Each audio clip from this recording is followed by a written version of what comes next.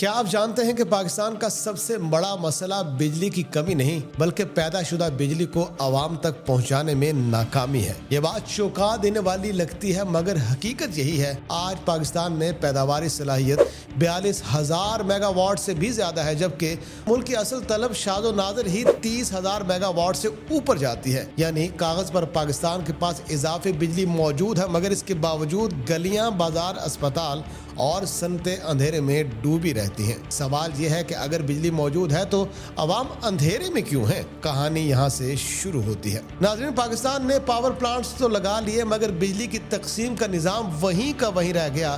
آج بھی پاکستان کا ٹرانسمیشن اور ڈسٹریبیوشن سسٹم 1970 اور 80 کی دہائی کی سوچ پر چل رہا ہے۔ نیپرا اور سرکاری دستاویزات کے مطابق پاکستان میں لائن لاسز 17 سے 19% تک جا پہنچے ہیں، جبکہ جدید پاور گریڈ رکھنے والے ممالک میں یہ شرح 5% سے بھی کم ہوتی ہے۔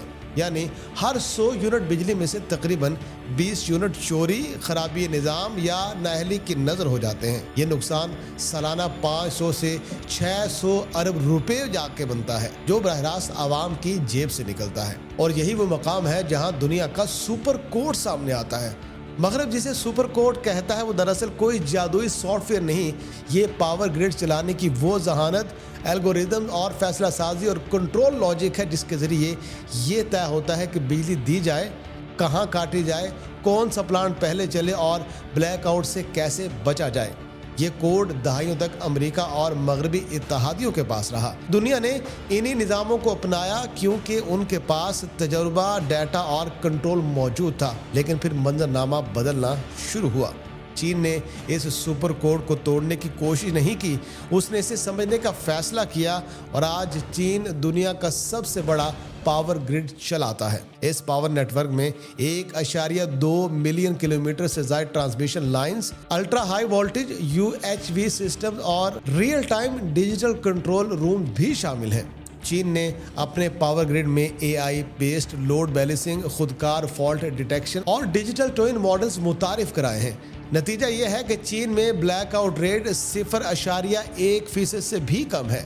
شدید گرمی یا سردی میں بھی بجلی کا نظام نہیں بیٹھتا اور بجلی کی قیمت صنعت کے لیے مسلسل کم رکھی جاتی ہے۔ اب ذرا پاکستان کی طرف واپس لوٹتے ہیں۔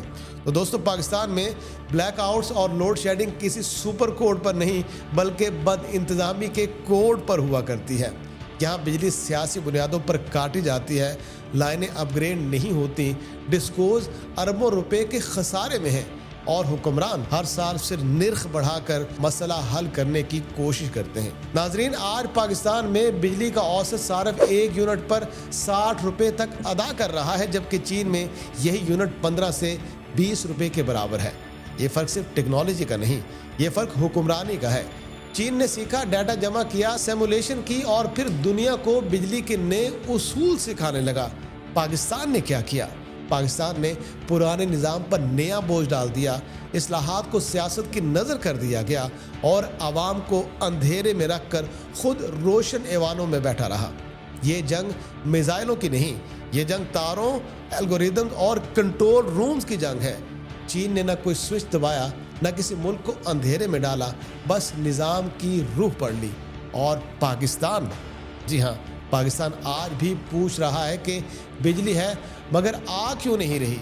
یہ سوالات نہیں ہیں، یہ قوم پر ہونے والا مسلسل ظلم ہے، اور جب تک بجلی کو سیاست سے نکال کر انجینئرنگ، ڈیٹا اور میرٹ کے سپرد نہیں کیا جاتا، یہ اندھیرا یوں ہی چلتا رہے گا۔